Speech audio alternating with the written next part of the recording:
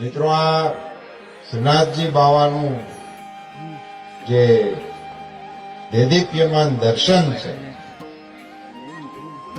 એ મૂર્તિને હું જ્યારે જ્યારે દર્શન કરવાનો મને જ્યાં જ્યાં મોકો મળે ત્યારે ત્યારે મારા મનમાં એટલો અત્યંત એક ભાવ ઉત્પન્ન થાય છે. તમારી સાથે શેર કરું છું.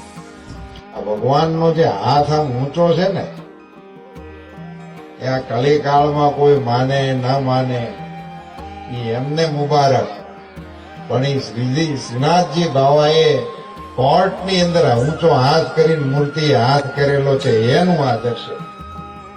એમના ભક્તને બચાવવા માટે એમનું આ સ્વરૂપ ચોરીથી લીધેલું અને સેવામાં રાખેલું એમને ગમી ગયેલું. એટલે ભક્તોનું તો આવું જ હોય બધું, પ્રેમથી. અને એ ચોરી લીધેલું સ્વરૂપ પણ પકડાના, ભગત પાસે પકડાઈ જાય. એ કઈ ચોરીના માસ્ટર ન હોય એટલે પકડાઈ ગયા.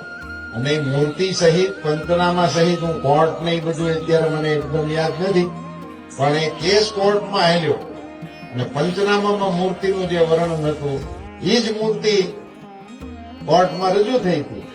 એટલે ભક્તને સજા પણ થાય અને મૂર્તિ પરત પણ દેવી પડે.